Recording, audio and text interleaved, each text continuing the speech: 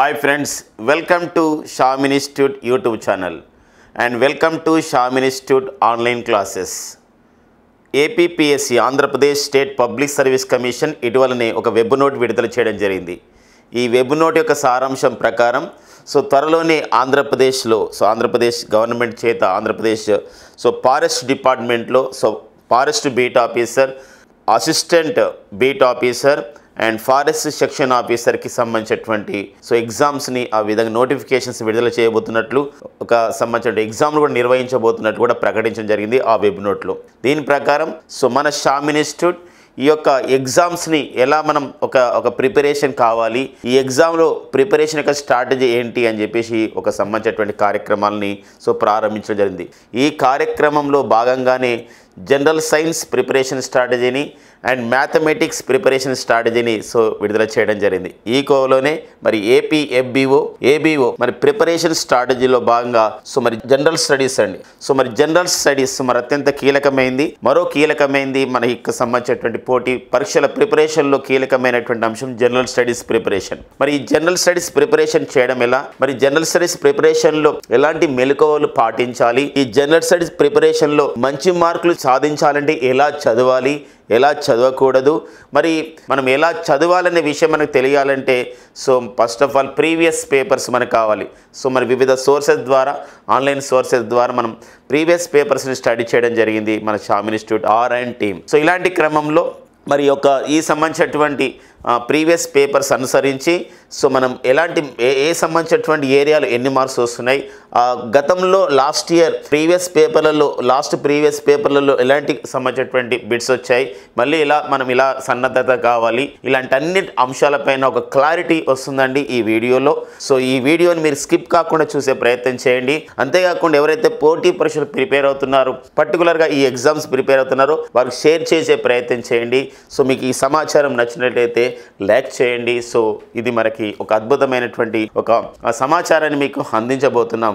ఈ general studies preparation ఎలా అని చెప్పేసి ఈ యొక్క పోస్టులకి మరి ఫస్ట్ ఆఫ్ ఆల్ ఈ జనరల్ స్టడీస్ ప్రిపరేషన్ ఎలా అని తెలుసుకోవాలంటే జనరల్ స్టడీస్లో ఎఫ్విఓకి అంటే ఫారెస్ట్ బీట్ ఆఫీసర్కి అసిస్టెంట్ బీట్ ఆఫీసర్లో ఉన్నటువంటి జనరల్ స్టడీస్ సిలబస్ని ఒకసారి చూసే ప్రయత్నం చేద్దాం. దానికన్నా ముందు మరి ఇచ్చినటువంటి వెబ్ నోట్లో ఇచ్చినట్టు సారాంశం ప్రకారం మరి ఎగ్జామ్ ఎలా ఉండబోతుంది అని చెప్పేసి అంటే ఇక్కడ general studies mental ability 75 marks ఉండబోతుంది.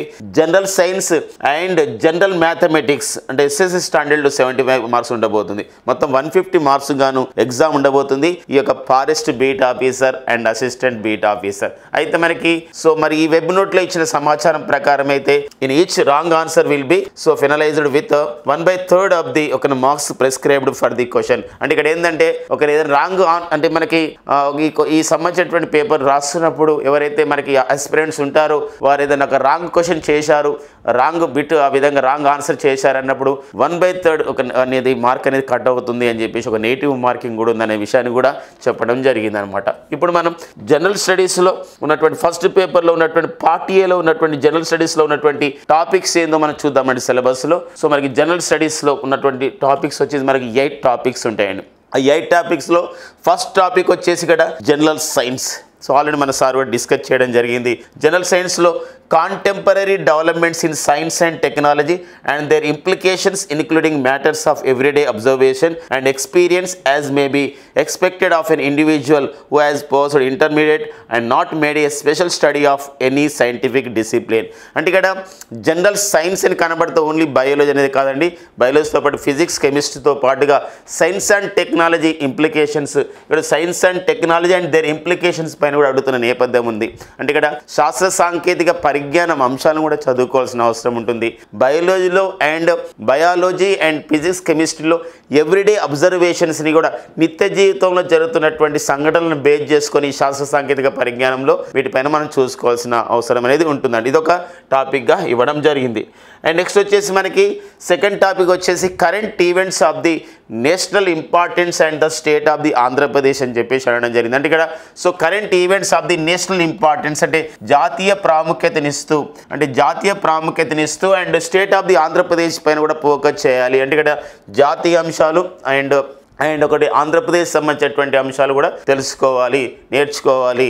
దాంతోపాటుగా అంతర్జాతీయ అంశాల పైన కూడా మనకు అంతర్జాతీయం ఇవ్వనప్పటికీ కూడా ఇంటర్నేషనల్ అనే వర్డ్ని అక్కడ ప్రిస్క్రైబ్ చేయకుండా కూడా so we must focus on the international some issues పైన కూడా ఫోకస్ చేసుకోవాల్సిన అవసరం ఉందండి కరెంట్ ఈవెంట్స్లో.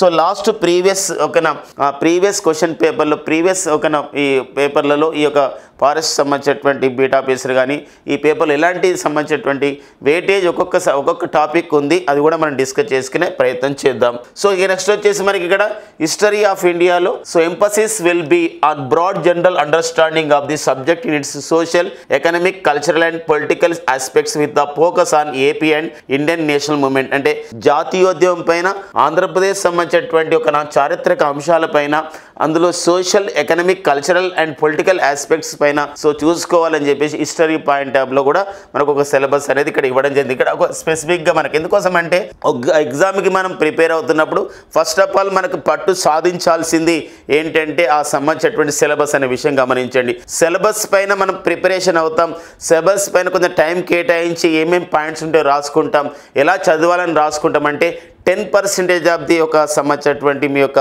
ప్రిపరేషన్ అనేది కంప్లీట్ అవుతున్న విషయాన్ని మీరు గమనించాలి. ఈ కోవలను చూడండి, ఇక్కడ ఇండియన్ నేషనల్ మూవ్మెంట్లో, భారత జాతీయోద్యమంలో సో అండ్ ఆంధ్రప్రదేశ్ సంబంధించిన ఫోకస్లో ఎలాంటి కావాలంటే సోషల్గా సామాజిక అంశాలు, ఆర్థికమైన అంశాలు, కల్చరల్ అంశాలు, సాంస్కృతిక అంశాలు, పొలిటికల్ ఆస్పెక్ట్స్ అండ్ రాజకీయ అంశాలని మనం హిస్టరీ పాయింట్ ఆఫ్లో తెలుసుకోవాల్సిన అవసరం ఉంటుందన్నమాట ఈ ప్రిపరేషన్లో భాగంగా.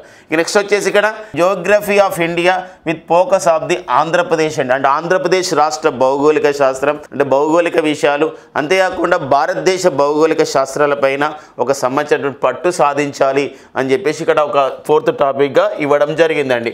అండ్ నెక్స్ట్ వచ్చి మనకి 5th టాపిక్ వచ్చేసి Indian polity and economy including the countries political system, rural development, planning and economic reforms in India. So మనకి ఇక్కడ 5th టాపిక్ కూడా ఒక ఇంపార్టెంట్ టాపిక్గా ఉందండి. One of the important topics Indian polity పైన. సో మనకి constitutional amendment acts కానివ్వండి, అంటే రాజ్యాంగ సవరణ చట్టాలే కానివ్వండి, ఇటీవల వచ్చినటువంటి ఆ తాజా సంబంధించినటువంటి కరెంట్ పాలిటీ సంబంధించిన అంశాలు కానివ్వండి, ఓకేనా, ఇలాంటి నేపథ్యం అనమాట. అంతేకాకుండా ఎకనామీలో అంటే ఆర్థిక విషయాలు మనం చూసినట్లయితే రూరల్ డెవలప్మెంట్, గ్రామీణ భారత అభివృద్ధిలో కానివ్వండి, ఎలాంటి ప్రణాళిక వ్యవస్థ ఉందనే విషయం పైన కానివ్వండి, అండ్ ఆర్థిక అంశాలు అంటే ఎలాంటి ఆర్థిక సంస్కరణని ప్రవేశపెట్టడం జరిగింది, ఇలాంటి నేపథ్యం. ఎందుకోసం అంటే ఈరోజు ఇండియా అనేది మనకి లార్జెస్ట్ ఒక economies in the world, one of the largest economies in the world, అంటే 4th largest economies in the world, ప్రపంచంలోనే 4వ అతిపెద్ద ఆర్థిక వ్యవస్థకు మన భారత్ చేరుకుంది. ఇలాంటి క్రమంలో ఎలాంటి సంబంధించినటువంటి సంస్కరణలని,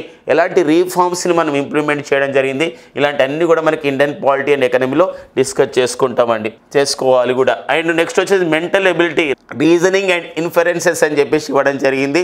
సో అయితే మనకి ఇది సపరేట్గా మళ్ళీ పార్ట్ బిలో కూడా ఉంది.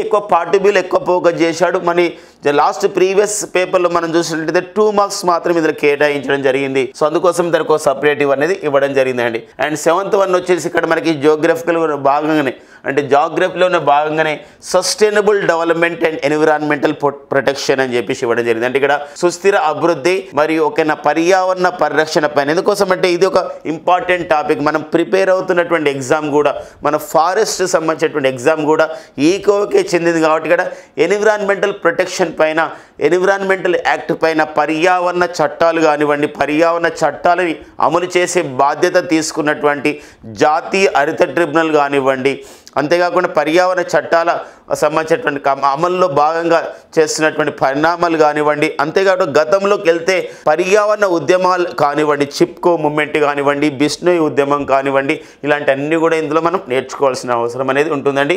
అండ్ సస్టైనబుల్ డెవలప్మెంట్ పైన కూడా పర్యావరణ పరిరక్షణ, ఎకో ఫ్రెండ్లీ ఎన్విరాన్మెంట్ని అందించే క్రమంలో, పర్యావరణ అనుకూలమైనటువంటి ఒక వాతావరణాన్ని అందించే క్రమంలో వివిధ దేశాలు పాటిస్తున్న నియమాలు కానివ్వండి, conference of the parties, United nations framework, convention on the climate change conferences కానివ్వండి, ఐక్యరాజ్య సమితి వాతావరణ మార్పుల సదస్సులు అని చెప్పేసి అంటాం. అంతేకాకుండా United nations convention on the combat desertification అని చెప్పేసి అంటామంటే అంటే ఎడారీకరణ కాకుండా తీసుకోవాల్సిన చర్యలపైన అండ్ అలాంటి సదస్సులు, అంతేకాకుండా కన్వెన్షన్ ఆఫ్ ది ఒక బయోలాజికల్ ఒక బయోడైవర్సిటీ అని చెప్పేసి అంటాం, ఒక జీవ వైవిధ్య సదస్సులు కానీ, క్యోటో ప్రోటోకాల్ అండ్ ఒక మ్యాంట్రల్ ప్రోటోకాల్ కానివ్వండి, ప్యారిస్ ఒప్పందం, ఇలాంటి అన్ని అంశాలు కూడా ఇక్కడ సస్టైనబుల్ డెవలప్మెంట్ అండ్ ఎన్విరాన్మెంటల్ ప్రొటెక్షన్లో మనం డిస్కస్ చేసుకోవాలి అండ్ అధ్యయనం చేయాల్సిన అవసరం ఉంది. మరొకసారి 1 by 1 డిస్కస్ చేద్దామండి. అండ్ 8th టాపిక్ వచ్చేసి డిజాస్టర్ మేనేజ్మెంట్ అండి. ఇది జనరల్ స్టడీస్లో మరో అత్యంత కీలకమైన అంశం. ఖచ్చితమైన క్వశ్చన్స్ మనకు వస్తున్నాయి. ఈ 8 టాపిక్స్ నుండి కూడా ఖచ్చితమైన క్వశ్చన్స్ మనకు వస్తాయండి. అందులో మనకి ఈ యొక్క విపత్తు నిర్వహణ విషయం పైన, అంటే విపత్తు వచ్చినప్పుడు మనం ఎలా మేనేజ్మెంట్ చేసుకోవాలి, ఇలాంటప్పుడు మనకి నేషనల్ డిజాస్టర్ మేనేజ్మెంట్ యాక్ట్ కానివ్వండి, నేషనల్ డిజాస్టర్ మేనేజ్మెంట్ అథారిటీ కానివ్వండి, అంటే నేషనల్ డిజాస్టర్ రెస్పాన్స్ ఫోర్స్ కానివ్వండి, ఇలాంటి నేపథ్యంలో the concepts of the disaster management and vulnerability profile of India, state of the Andhra Pradesh. అదే మరి ఆంధ్రప్రదేశ్ అండ్ భారతదేశంలో కూడా ఎలాంటి డిజాస్టర్ మేనేజ్మెంట్ సంబంధించినటువంటి అంశాలపైన ఇంపార్టెన్స్ ఇస్తున్నారు, ఎలా మేనేజ్ చేస్తున్నారు అనే విషయం పైన. And causes and effects of earth quakes, cyclones, tsunami, floods, drought, అంటే డ్రాట్ కరువు రావడం, ఫ్లడ్స్ వరదలు వచ్చిన, tsunami, cyclones and earth quakes భూకంపాలు వచ్చినప్పుడు ఎలాంటి ఒక కారణాలు అవుతాయి, ఎలాంటి దాని యొక్క ప్రభావం అవుతుంది, అలాంటి అంశాలపైన. And man made disaster, so prevention strategies, mitigation strategies and mitigation measures అని చెప్పేసి అంటాం. కానీ మ్యాన్ మేడ్ సంబంధించినటువంటి ఒక డిజాస్టర్స్ ఉంటాయి, అంటే apart from the natural calamities, అంటే ఇక్కడ ప్రకృతి వైపరీత్యాలు కాకుండా మానవ ప్రమేయం ద్వారా జరిగే విపత్తులని ఎలా మనం కంట్రోల్ చేస్తాం, ఎలా సంభవిస్తే ఎలా మనం చేస్తాం అని చెప్పేసి మొత్తం కూడా ఇలాంటి ఒక డిజాస్టర్ మేనేజ్మెంట్ని టాపిక్ని మనం క్షుణ్ణంగా కూడా అధ్యయనం చేయాల్సినటువంటి అవసరం ఉంటుందండి. ఇవి 8 టాపిక్స్ అండి. సో మరి ఈ 8 టాపిక్స్ని మొత్తం ప్రీవియస్ పేపర్స్ని మన Shyam institute research and development team ఒక సంబంధించినటువంటి ఒక మొత్తం కూడా విశ్లేషణ చేసే ఒక అద్భుతమైనటువంటి సమాచారము మీ ముందుకు రాబోతుందండి. సో ఇది మనకండి APPSC forest beat officer, assistant beat officer, general స్టడీస్ని మొత్తం ఇంకో 8 టాపిక్స్గా డివైడ్ చేసుకొని, అంటే అపార్ట్ అన్ని 8 టాపిక్స్గా మనం డివైడ్ చేసుకొని ప్రీవియస్ పేపర్స్ని ఒక స్టడీ చేస్తే ఏ టాపిక్ నుండి ఎన్ని క్వశ్చన్స్ వచ్చాయి, అంటే ఎన్ని బిట్స్ వచ్చాయి, ఇలాంటి నేపథ్యం చూసినట్లయితే ఇక్కడ సో ఎన్ని క్వశ్చన్స్ వచ్చాయంటే ఇక్కడ జనరల్ సైన్స్ అండి. సో జనరల్ సైన్స్ అంటే ఇక్కడ biology, physics and chemistry and అలాంటి సంబంధించిన వాటి నుండి ఎలా క్వశ్చన్స్ వచ్చాయంటే 11 మార్క్స్ రావడం జరిగిందండి, 11 మార్కులు వచ్చాయండి. అండ్ జేకే కరెంట్ అఫైర్స్ నుండి, సో కరెంట్ అఫైర్స్ నుండి మనకి 20 మార్క్స్ రావడం జరిగింది. అంటే national importance and the particular in Andhra Pradesh రాష్ట్ర సమాచారంతో పాటుగా, జాతీయ సమాచారంతో పాటుగా ఇంటర్నేషనల్ బేస్ చేసుకుని కూడా మొత్తం ఒక 20 మార్క్స్ రావడం జరిగింది out of the 75 మార్క్స్లో.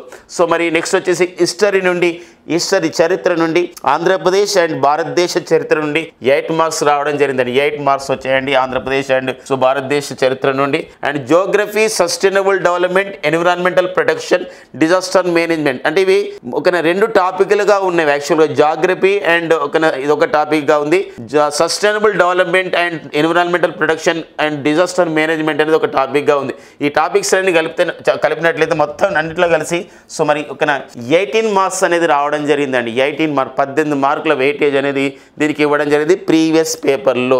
And Indian polity నుండి, భారతదేశ రాజ్యాంగ వ్యవస్థ పైన, సో ఇండియన్ పాలిటీ పైన 3 మార్కులు రావడం జరిగింది. ఎకానమీ పైన, ఆర్థిక వ్యవస్థ పైన, ఆర్థిక అంశాల పైన మనకి 10 మార్క్స్ అనేది 10 మార్కులు అనేది సో రావడం జరిగింది. నెక్స్ట్ వచ్చేసి మనకి మెంటల్ అబిలిటీలో 2 మార్క్స్ మాత్రమే ఇక్కడ ఇచ్చారు. సో కారణం దీనికి ఉంది, ఎందుకోసం అంటే పార్ట్ ఏ పేపర్లు జనరల్ స్టడీస్ మెంటల్ ఎబిలిటీ అని ఇచ్చాడు, బట్ పార్ట్ బిలో కూడా మనకి ఒక general science and mathematics SSC స్టాండర్డ్ని ఇవ్వడం ద్వారా అక్కడ మనకి ఎక్కువ మార్క్స్ అనేది మనకు మెంటల్ ఎబిలిటీలో, మ్యాథమెటిక్స్లో కనబడిన నేపథ్యంలో ఇక్కడ చాలా తక్కువ మార్క్స్ అనేది ఇవ్వడం జరిగింది.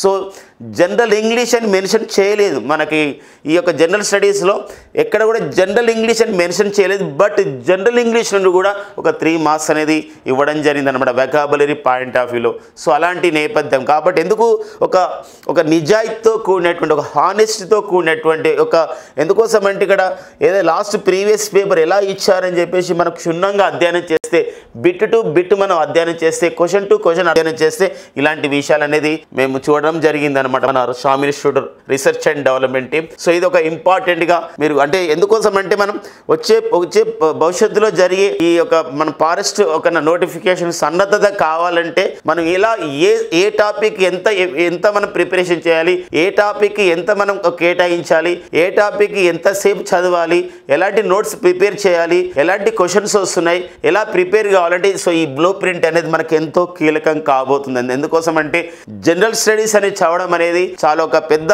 ఒక ప్రయాణంగా మనం భావిస్తాం.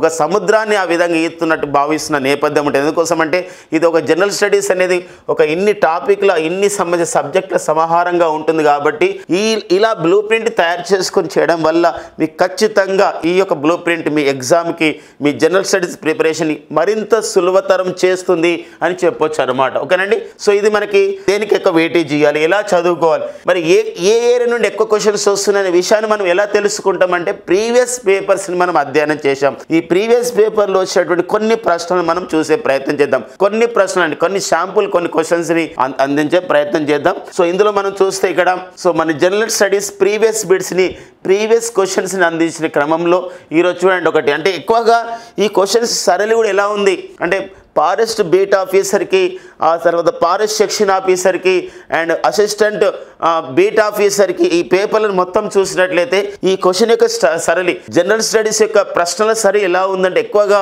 ఎన్విరాన్మెంట్ పైన, ఎక్కువగా పర్యావరణ పైన అంశాలపైన అంటే కరెంట్ అఫైర్స్ పాయింట్ ఆఫ్ ఇచ్చిన ఎన్విరాన్మెంట్ కోణంలో ఇవ్వడం జరిగింది. హిస్టరీ పాయింట్ ఆఫ్ కూడా అలాంటి కోణం ఇవ్వడం జరిగింది.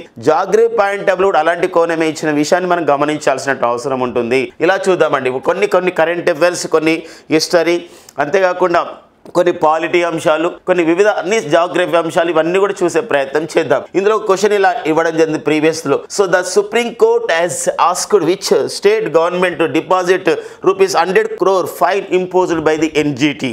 సో ఎన్జిటి ఇటీవల కాలంలో పర్యావరణ చట్టాలను సరిగా అమలు చేయని కారణంగా ఒక ఎన్జిటి అంటే జాతీయ హరిత ట్రిబ్యునల్ ఒక రాష్ట్ర ప్రభుత్వానికి ₹100 కోట్ల ఫైన్ విధించింది. ₹100 కోట్ల పెనాల్టీ విధించింది.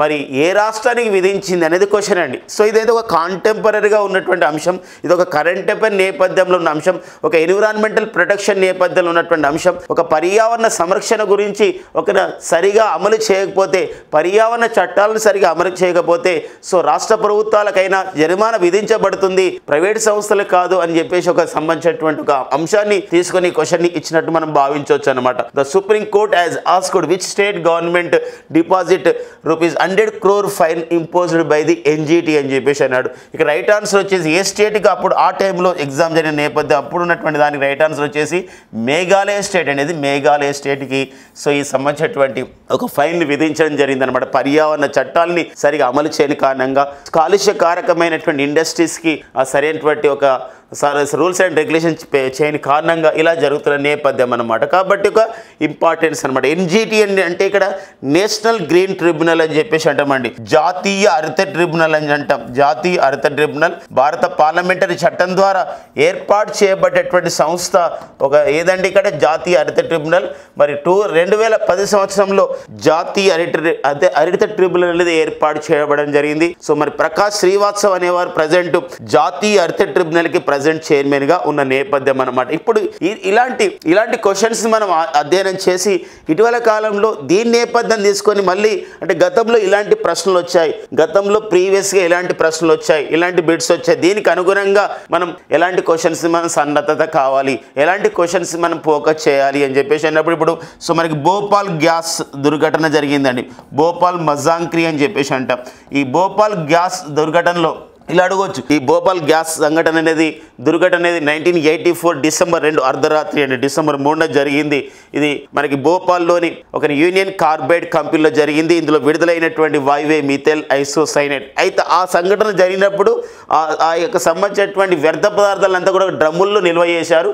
ఈ డ్రమ్ముల్లో నిల్వ చేసినటువంటి ఈ వ్యర్థ పదార్థాలని సుప్రీంకోర్టు యొక్క సంబంధించినటువంటి ఒక తీర్పు మేరకి ఈ యొక్క వ్యర్థ పదార్థాలను ఇటీవల కాలంలో కాల్చివేయడం జరిగింది, దహనం చేయడం జరిగింది, కంబషన్ చేయడం జరిగింది. కాబట్టి అడగవచ్చు భోపాల్ గ్యాస్ దుర్ఘటనలో బాగినండి మై డియర్ ఫ్రెండ్స్. ఇక్కడ భోపాల్ గ్యాస్ దుర్ఘటనలో ఏవైతే 1984లో నిల్వ చేయబడ్డ వ్యర్థ పదార్థాలని మరి వ్యర్థ పదార్థాలని ఎక్కడ దహనం చేశారు అని చెప్పేసి అన్నప్పుడు అది మధ్యప్రదేశ్లోని తార్ జిల్లాలో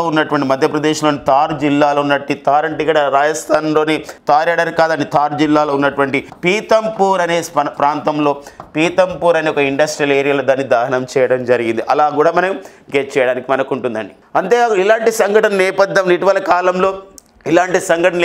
కాలంలో కేరళ తీర ప్రాంతంలో కానివ్వండి కొన్ని ఆ విధంగా సరుకు రవాణా ఓడల్లో ప్రమాదం జరగడం జరిగింది.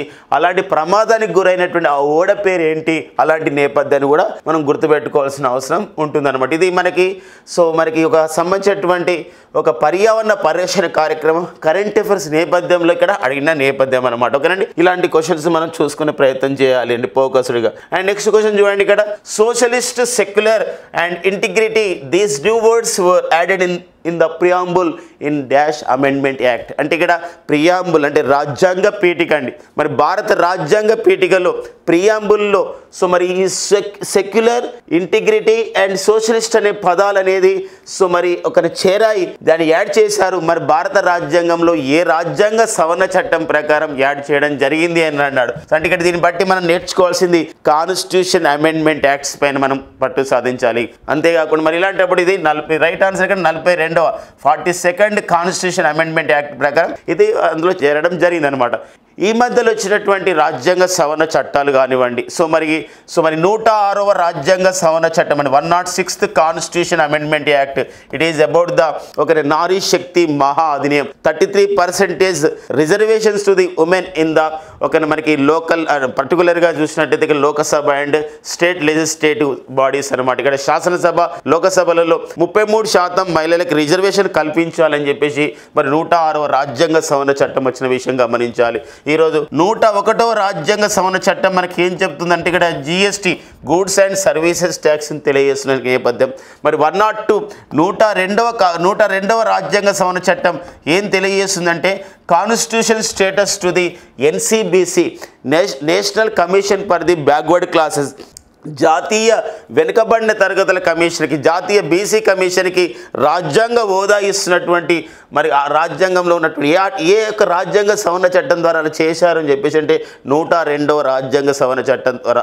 అంతేకాకుండా మరి 10% ఇక్కడ ఈడబ్ల్యూఎస్, ఎకనామికల్ వీకర్ సెక్షన్స్కి విద్యారంగంలో మరియు ఉద్యోగంలో అంటే విద్యలో అండ్ ఉద్యోగాలలో ఉద్యోగ కల్పనలో 10% ఉద్యోగాల్లో 10% మన విద్యా ఉద్యోగాల్లో 10% రిజర్వేషన్లు కల్పిస్తున్నటువంటి అగ్రవర్ణ పేదలకు ఇస్తున్నటువంటి ఎకనామికల్ వీకర్ సెక్షన్కి ఇస్తున్నటువంటి ఆ 10% రిజర్వేషన్ గురించి ఈడబ్ల్యూఎస్ రిజర్వేషన్ గురించి తెలియజేస్తున్నటువంటి రాజ్యాంగ సవరణ ఎన్నోది అని చెప్పేసి అంటే ఇక్కడ 103వ రాజ్యాంగ సవరణ అనే విషయాన్ని గమనించండి. ఇలా మనకి 104వ రాజ్యాంగ సవరణ ఏంటి, 105 ఏంటి, ఇలా మనం కొన్ని ఇంపార్టెంట్గా మనం నేర్చుకోవాల్సినటువంటి అవసరం ఉంటుంది అన్నమాట.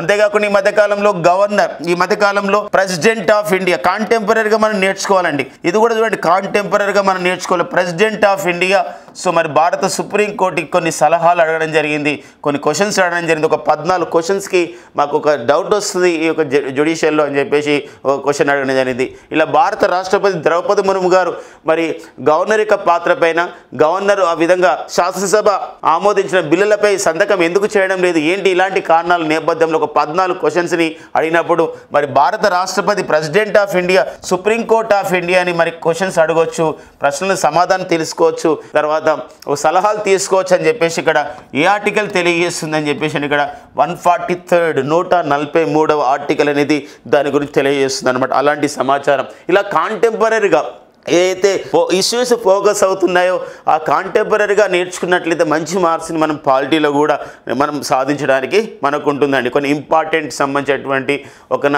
రాజ్యాంగ పదవులలో ఉన్న వారిని నేర్చుకోవాలి. ఒక్కోసారి డైరెక్ట్గా అడిగే అవకాశం ఉంటుంది. సుప్రీంకోర్టు ఆఫ్ ఇండియా, ఆ సుప్రీంకోర్టు ఆఫ్ ఇండియాకి మనకి ఇప్పుడు present chief justice B R Gavai, so ఇతను ఎన్నో వారని చెప్పేసి అడగవచ్చు. లేకపోతే నల్సా అని చెప్పేసి ఉంటుంది. ఇక్కడ అందరికీ న్యాయం అందించాలి అని ప్రధానమైన అనే ఉద్దేశంతో ఏర్పాటు చేయబడ్డ సంస్థ NALSA, national legal services authority అని చెప్పేసి అంటాం. సో నల్సాకి చైర్మన్ ఎవరు, ఇలాంటి నేపథ్యాన్ని కూడా చూసుకోవాల్సిన అవసరం ఉంటుంది. ఒక్కొక్కసారి so the highest judicial officer in India, భారతదేశంలో అత్యున్నతమైనటువంటి న్యాయాధికారి వచ్చేసి మనకి అటార్నీ జనరల్. సో మరి భారత అటార్నీ జనరల్గా పనిచేస్తున్న ప్రజెంట్ వారు ఎవరని కానీ, ప్రజెంట్ భారత అటార్నీ జనరల్ ఎవరని కానీ, లేదా అటార్నీ జనరల్ని ఏ ఆర్టికల్ ప్రకారం ఏర్పాటు చేస్తారని చెప్పేసి కూడా అడిగే అవకాశం ఉంటుంది.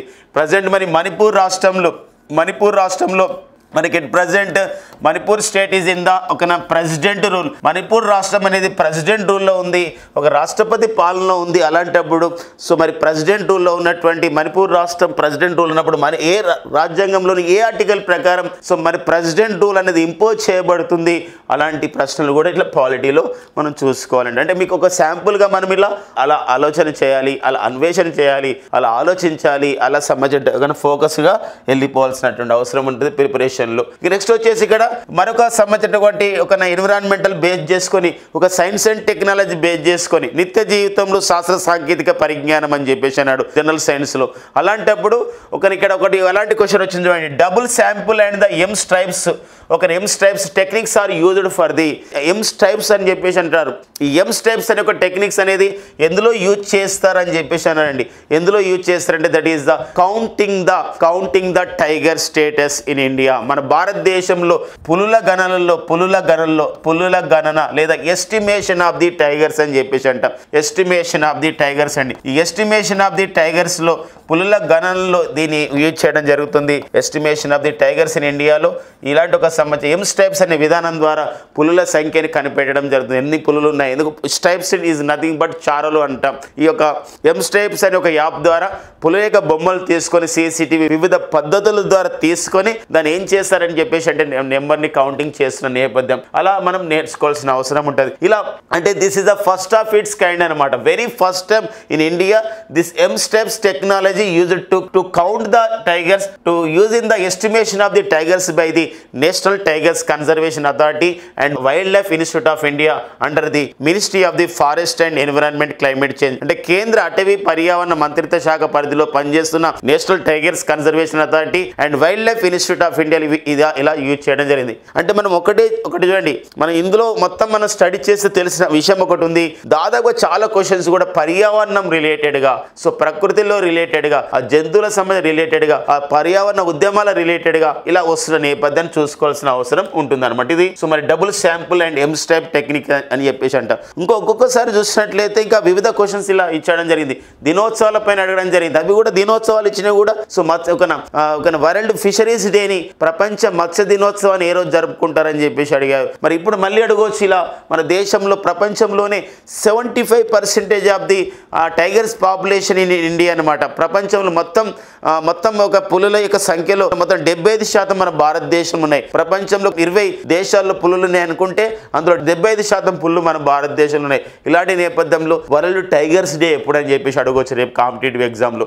లాస్ట్ టైం అయితే వరల్డ్ ఫిషరీస్ డే అంటే ప్రపంచ మత్స్యకార దినోత్సవం అని చెప్పేసి అన్నాడు. ఇప్పుడు ఇలా అడగవచ్చు. అలా కాకుండా అప్పుడు మత్స్యకార దినోత్సవం అన్నప్పుడు మళ్ళీ ఆంధ్రప్రదేశ్ రాష్ట్ర సమాచారానికి వెళ్ళి సో ఆంధ్రప్రదేశ్లో ఏదైతే మనకి ఫిషింగ్ హాలిడే మనకు ఉంటుందన్న ఫిషర్ మ్యాన్కి ఒక 60 రోజుల పాటు ఈ సంబంధించినటువంటి ఒక హాలిడే ఇవ్వడం జరుగుతుంది.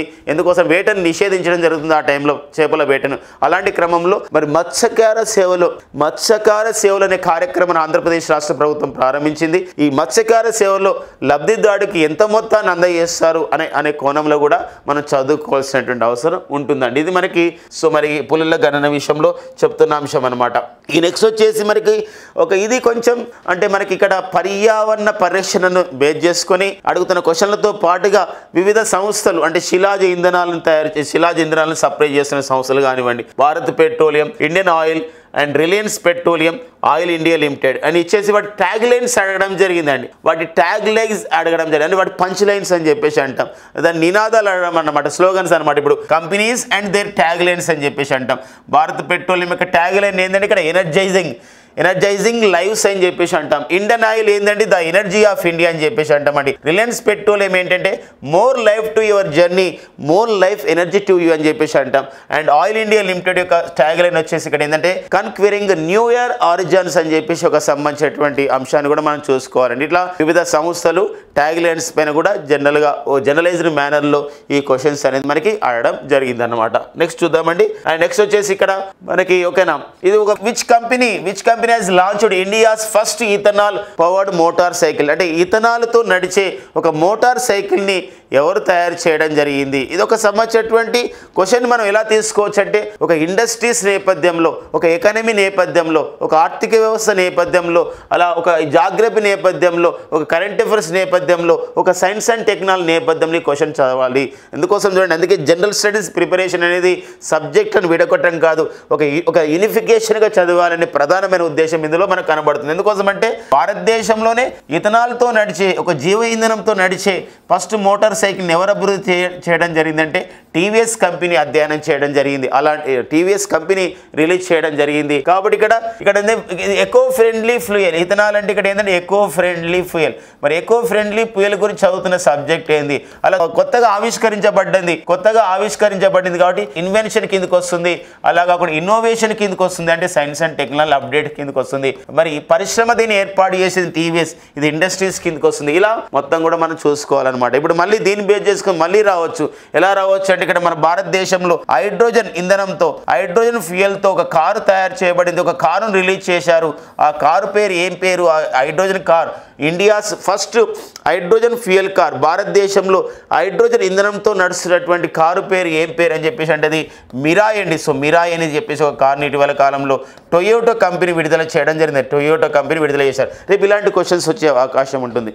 అంతేకాకుండా ఈరోజు మన భారతదేశంలో జర్మనీ తర్వాత చైనా దేశాల తర్వాత మనం హైడ్రోజన్ ఇంధనంతో, హైడ్రోజన్ ఫ్యూయల్తో నడిచే ఒక ట్రైన్ని మనం తయారు చేస్తున్నాం. ఇలా అడగవచ్చు ఒకసారి. ప్రపోజల్ దశలో ఉన్న లేకపోతే రీసెర్చ్ దశలో ఉన్నటువంటి అంశాలపైన అడిగే అవకాశం ఉంటుంది. భారతదేశంలో which Indian company which railway company is developing ఒక హైడ్రోజన్ ఫ్యూయల్ ట్రైన్ అంటే that is the Chennai based ICF company. Chennai based ICF and integral coach ఫ్యాక్టరీలా తయారు చేస్తుందని చెప్పేసి చెప్పొచ్చు అనమాట. ఇలా కూడా మనం గుర్తుపెట్టుకోవాలి. ఇలా కూడా మనం ఫోకస్డ్గా చదవాల్సినటువంటి అవసరం ఉంటుంది. ఇవన్నీ మనకి ఎలా తెలుస్తాయి అంటే ఒక 1 year అంటే 1 year కరెంట్ అఫైర్ ప్రిపరేషన్ చేసుకొని ఆ 1 yearలో ఏదైతే ఫోకస్డ్గా అయినాయో ఆ అంశాలు దాన్ని మనం జనరల్ స్టడీస్కి అన్వయించుకుంటాం అనుకోండి, మనం జనరల్ స్టడీస్లో మంచి మార్కులు సాధించవచ్చు అని చెప్పేసి సో ఈ యొక్క సంబంధించిన రీసెర్చ్ ద్వారా మనకు తెలుస్తుంది అనమాట. అండ్ ఆంధ్రప్రదేశ్ సంబంధించినటువంటి అంశాలు మనం చూసినట్లయితే consider the following statements about the Balaam caves అని చెప్పేసి అన్నాడు. బేలుం గుహలు అని చెప్పేసి ఉన్నాయి. ఈ బేలుం గుహల గురించి ఆ స్టేట్మెంట్స్ని చదవండి, అందులో ఏ స్టేట్మెంట్ కరెక్ట్ అని చెప్పేసి అనడం జరిగింది. The Belum caves are located in Kolimigundla mandal of Kurnool district in the state of the Andhra Pradesh అన్నాడు. సెకండ్ స్టేట్మెంట్ వచ్చేసి the first records of the Belum caves come from the expedition report of British geologist and archaeologist Robert Bruce Foote in 1884. చూడండి, అంటే ఇక్కడ ఏంటంటే బెలూం గుహలు అనేది ఏవైతే ఉన్నాయో అవి మన కర్నూలు జిల్లాలో ఉన్నాయని చెప్పేసి అన్నాడు. ఎగ్జాక్ట్లీ అండి, ఇది కర్నూలు జిల్లాలో ఉన్నాయి. సో కొలిమి గుండ్ల మండల్లో ఉన్నాయి. అండ్ నెక్స్ట్ వచ్చేసి మరి ఫస్ట్ ఈ బెలూం గుహల గురించి ఫస్ట్ అధ్యయనం చేసిన శాస్త్రవేత్త ఎవరు అని చెప్పేసి అంటే జియోలజిస్ట్ ఎవరు, ఆ ఆర్కియాలజిస్ట్ ఎవరు, ఆ పురావస్తు శాఖ శాస్త్రవేత్త ఎవరు అని చెప్పేసి అన్నప్పుడు బ్రిటిష్ సైంటిస్ట్ అయినటువంటి Robert Bruce Foote in 1884. So ఈ బోత్ ద 2 స్టేట్మెంట్స్ కూడా రైట్. ఇది అప్పుడు ఇచ్చిన క్వశ్చన్. ఇప్పుడు ఎలా రావచ్చు అంటే రీసెంట్లీ Belum caves announced by the ఎలా అనౌన్స్ చేశారు జియోలాజికల్ సర్వే ఆఫ్ ఇండియా అంటే it is a geo heritage సైట్గా, ఇది ఒక భౌగోళిక వారసత్వ ప్రదేశంగా బెలూం కేవ్స్ని సో చేయడం జరిగింది. అలా నేపథ్యాన్ని కూడా ఇక్కడ మనం అనుభవించుకోవాల్సిన అవసరం ఉంది. అండ్ నెక్స్ట్ వచ్చేసి ఇక్కడ మరొక అంశం అంటే ఒక జాగ్రఫీ నేపథ్యంలో ఒక కరెంట్ అఫైర్స్ ని జోడిస్తున్న క్వశ్చన్ ఇక్కడ which is the first state to approve A draft water policy to address the water issue. అంటే భారతదేశంలో ఫస్ట్ ఆఫ్ ఇట్స్ కైండ్ అనమాట. ఫస్ట్ టైం ఒక జల విధానాన్ని తీసుకురావడం జరిగింది. ఒక జల్ జీవన్ అభియాన్ కార్యక్రమం ఉంది. అందరికీ ఒక తాగునీటి సౌకర్యాన్ని కల్పించాలి కుళాయి ద్వారా అని చెప్పేసి, ట్యాప్డ్ డ్రింకింగ్ వాటర్ అందించాలని చెప్పేసి మనకు 2019లోనే జల్ జీవన్ అభియాన్ అనే కార్యక్రమం వచ్చింది. హర్ ఘర్ జల్ అనే కార్యక్రమం వచ్చింది. అలాంటి నేపథ్యంలో అంతకన్నా ముందే the first state to approve A draft water policy to address the water issues. ఈ జల సమస్యని, నీటి సమస్యని తగ్గించేదానికి దానికి ఒకనా ఫస్ట్ టైం అనమాట ఒక వాటర్ పాలసీ జల విధానం తీసుకొచ్చినటువంటి రాష్ట్రం ఏది అని చెప్పేసి అనడం జరిగింది. అలాంటి మనకు ఫస్ట్ ఆఫ్ ఇట్స్ కైండ్ సంబంధించినటువంటి వాటిపైన కూడా క్వశ్చన్స్ మనకు వస్తున్నాయి. అవి కూడా మనం చూసుకోవాలి. అది కూడా మేఘాలయ స్టేట్గా మనకు వార్తల్లో ఉండడం జరిగింది అనమాట. ఇక నెక్స్ట్ వచ్చేసి how many Indian beaches are set to apply for certificate of the blue flag అండి.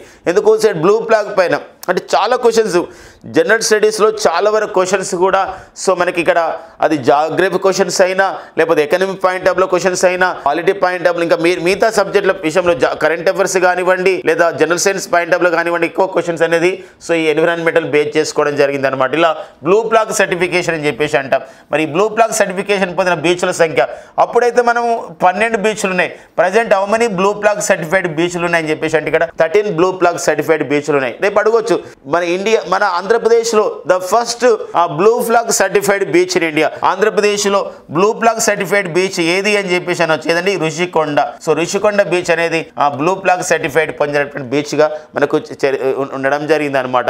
ఒక్కోసారి మళ్ళీ కాన్సెప్ట్లోకి వెళ్ళి ఒకనా foundation for the environmental education. So Denmark దేశానికి చెందినటువంటి foundation for the environmental education blue flag certification అనేది ఇవ్వడం జరుగుతుంది. అలా కాకుండా ఇంకా కొంచెం ముందుకెళ్ళి the first blue flag certified beach in India. భారతదేశంలో బ్లూ ఫ్లాగ్ సర్టిఫైడ్ పొందినటువంటి తొలి బీచ్ ఏది అని చెప్పేసి అన్నప్పుడు the right answer is here golden beach అండి. దట్ గోల్డెన్ బీచ్ అనేది ఎక్కడ కలదు అంటే పూరిలో ఉన్న విషయాన్ని మనం గమనించుకోవాలి. ఇలా మనం ఒక పూర్తి అధ్యయనం చేయాలి. ఒక చిన్న అంశాన్ని తీసుకున్నప్పుడు పూర్తి అధ్యయనం చేయాలి. గోల్డెన్ బీచ్ ఎక్కడ కలదు అని చెప్పేసి అంటే పూరిలో కలదు అని చెప్పేసి ఉందండి. అలా కాకుండా ఇలా అడగవచ్చు రాధానగర్ బీచ్. సో అండమాన్ నికోబార్ దీవులలో బ్లూ ఫ్లాగ్ సర్టిఫైడ్ పొందిన బీచ్ ఏదంటే Radhanagar beach. So Gogla beach ఎక్కడ ఉందని చెప్పేసి అనవచ్చు. మరి గోగ్లా బీచ్ ఉన్నటువంటి మరి ఆ ప్రాంతంలో ఇప్పుడు మనకి డయ్యూ అనే ప్రాంతం ఏదైతుందో ఒక ఇంపార్టెంట్ ఎందుకోసం అంటే ఇండియాస్ ఫస్ట్ సోలార్ సిటీ. భారతదేశంలో 100% సౌర విద్యుత్ని ఉపయోగించుకుంటున్నటువంటి గృహ అవసరాలకి ఇతర అవసరాలకు కూడా భారతదేశంలో 100% సౌర విద్యుత్తును వినియోగించుకున్నటువంటి నగరం ఏది అని చెప్పేసి అంటే అది డయ్యూ అండి. డయ్యూ నగరం అలా గుర్తింపు పొందింది. అలా మనము గుర్తుపెట్టుకోవాలి. అలాంటి విషయాలపైన కూడా ఫోకస్ చేయాల్సినటువంటి అవసరం ఉంటుంది. మరి క్వశ్చన్ చూద్దామండి. So in which year environmental protection act was enacted అంటే మన భారతదేశంలో ఈ పర్యావరణ పరిరక్షణ చట్టం అనేది ఎప్పుడు రావడం జరిగిందని చెప్పేసి అన్నాడు. సో 1986లో మనకి పర్యావరణ పరిరక్షణ చట్టం రావడం జరిగింది. మనకి 2002లో బయోడైవర్సిటీ జీవ వైవిధ్య చట్టం అనేది రావడం జరిగింది. మరి 1972లో వచ్చిన చట్టం ఏంటి అంటే ఇది వన్యప్రాణి సంరక్షణ చట్టం అండి. వైల్డ్ లైఫ్ ప్రొటెక్షన్ యాక్ట్ అనేది ఎప్పుడు రావడం జరిగిందంటే 1972లో మనకి రావడం జరిగింది అనమాట. అలా నేపథ్యాన్ని కూడా ఇట్లా పర్యావరణం పైన కూడా చూసుకోవాల్సిన అవసరం ఉంది. ఇవన్నీ కూడా జనరల్ స్టడీస్లో ఉన్నటువంటి కొన్ని క్వశ్చన్స్ అనమాట. Which of the following is not the part of the intangible cultural heritage of humanity under the UNESCO. అంటే యునెస్కో ప్రతి సంవత్సరం కూడా మానవాళి వర్ణనాతీత ఒక సాంస్కృతిక వారసత్వ ఉత్సవాలను ప్రకటిస్తుంది. ఇంతవరకు మన భారతదేశంలో 15 ప్రకటించింది అనమాట. గార్బా, కల్బేలియా డ్యాన్స్ ఇలా. అయితే ఇందులో లేనిది అని చెప్పేసి అన్నాడు. మనకు ఉన్నాయి తెలిసినప్పుడు మనం ఈజీగా ఐడెంటిఫై చేయడానికి ఉంటుంది అనమాట. మన యునెస్కో గుర్తించినటువంటి United Nations Educational Scientific Cultural Organization అని చెప్పేసి అన్నాడు. ఇప్పుడు మనకి కరెంట్ అఫైర్స్ నేపథ్యంలో మనకి ఏంటంటే national importance and Andhra Pradesh importance ఇచ్చాడు. బట్ ఇది యునెస్కో అనేది ఇంటర్నేషనల్ ఆర్గనైజేషన్ అయినప్పుడు కూడా వివిధ అంతర్జాతీయ సంస్థలు మన దేశంలో ఉన్న గుర్తింపు ఉంటుంది కాబట్టి అలాంటి నేపథ్యంలో ఈ క్వశ్చన్స్ మనం చూసుకోవాలి. How many UNESCO world heritage sites ఎన్ని వచ్చాయి మన ఇండియాలో? ఇప్పటివరకు 43 వరల్డ్ హెరిటేజ్ సైట్స్ అయితే what about the 43rd world heritage site? మన దేశంలో 43వ వరల్డ్ హెరిటేజ్ సైట్స్ ఏది అని చెప్పేసి అంటే అది ఏంటంటే మొయిదమ్స్ అని చెప్పేసి అంటాడు. సో మొయిదమ్స్ అనేది ఎక్కడ కలదు అని చెప్పేసి అంటే ఇవి అస్సాంలో ఉన్నాయండి. ఈ మొయిదమ్స్ అనేది ఏంది అంటే ఇక్కడ టూంబ్ ఆఫ్ ది శాండ్స్ అనమాట. ఈ టూంబ్ ఆఫ్ శాండ్స్ అంటే ఇక్కడ మట్టి సమాధులు అని చెప్పేసి అంటాం. దీనికి మరొక పేరు వచ్చేసి బరియల్ మౌంట్స్ అని చెప్పేసి అంటాం. బరియల్ మౌంట్స్ అని చెప్పేసి అంటాం. బరియల్ మౌంట్స్ అని కూడా పిలుస్తాం. మరి ఏ రాజవంశస్థుల వారు ఏ డైనాసిటీ వాళ్ళు దీన్ని కన్స్ట్రక్ట్ చేయడం జరిగిందంటే అహోమ్ డైనాసిటీ వాళ్ళు కన్స్ట్రక్ట్ చేశారు.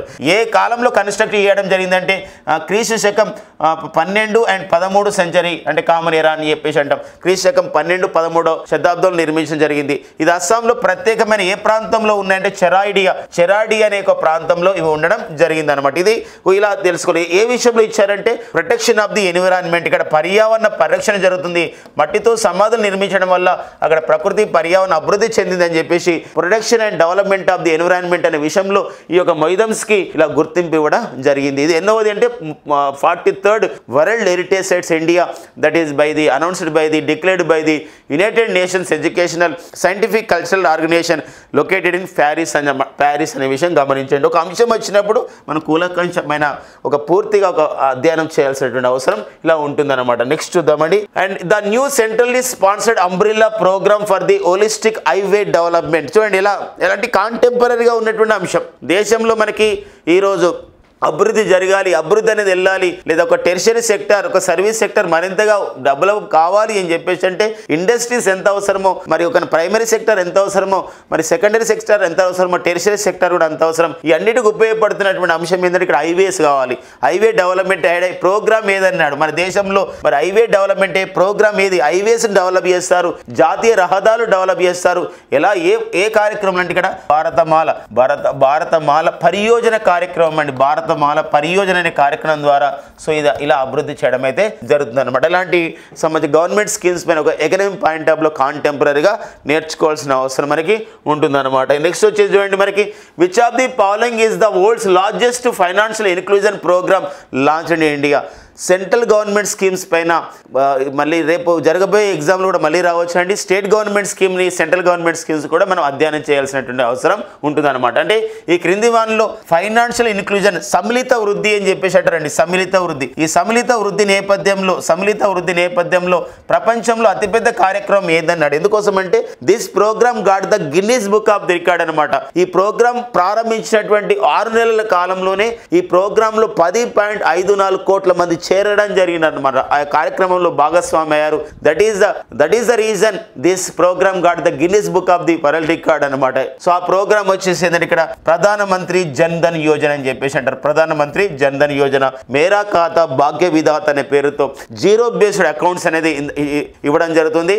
To promote the JAM campaign in India, one of the crucial and very vital, very important program that is the Pradhan Mantri Jan Dhan Yojana అండి. మరి ప్రధాన మంత్రి జన్ ధన్ యోజన ద్వారా అలా ముందుకెళ్ళడం జరిగింది అనమాట. ఇది 2014 ఆగస్టు 28 ఈ ప్రోగ్రామ్ అనేది స్టార్ట్ కావడం జరిగింది అనమాట. అలాంటి నేపథ్యం. ఓకేనా. నెక్స్ట్ వచ్చేసి మనకి what is the rank of the our railway network in the world. అంటే ఈ రూట్ లెంత్లో మన భారతదేశం ఎన్నో స్థానంలో ఉంది రైల్వే నెట్వర్క్లో, రూట్లలో మనకు ప్రయాణ మార్గంలో. అంటే 4వ స్థానం. అంటే రైల్వే సంబంధించిన సమాచారాన్ని కూడా అడుగుతున్న నేపథ్యాన్ని మనం చూసుకోవాలి. ఇలా మనకి చిప్కో మూమెంట్ అనేది చెప్పాం కదా, ఎన్విరాన్మెంటల్ సంబంధించిన విషయాలపైన ఎక్కువ ఇస్తున్నాడు. చిప్కో మూమెంట్ అనేది దేనికి సంబంధించిన ప్రోగ్రామ్ అంటే ట్రీస్, అంటే protection of the trees and. ఎందుకోసం అంటే the meaning of the Chipko in the local language. ఎక్కడైతే చిప్కో మూమెంట్ స్టార్ట్ అయిందో, చిప్కో అంటే ఏంటి ఆ లోకల్ లాంగ్వేజ్ అంటే hug the trees, embrace the trees అని చెప్పేసి అంటాం. అంటే చెట్లను మనం కాపాడుకోవడం. కాబట్టి it is movement related to the that Chandi Prasad Bhatt and Sunderlal బహుగుణల్, like very eminent that social workers who started that Chipko movement అనమాట. చిప్కో మూమెంట్ ని స్టార్ట్ చేయడం జరిగింది అనమాట. అండ్ ఇక్కడ ఇంకా నెక్స్ట్ వచ్చేసి మనకి అవార్డ్స్ పైన BBC world service global champion award అప్పుడు ఎవరికి రావడం జరిగింది, BBC sports women award, sports person award, ఇలాంటి అవార్డ్స్ పైన కూడా అడుగుతున్న నేపథ్యం అంటే. అంతేకాకుండా who gave the call for the ever green revolution, ever green revolution ఉండాలని చెప్పేసి పిలుపునిచ్చిన వ్యక్తి ఎవరంటే our father of the green revolution India, భారతదేశ హరిత విప్లవ పితామహుడైన ఎంఎస్ స్వామినాథన్ గారు ఇవ్వడం జరిగింది.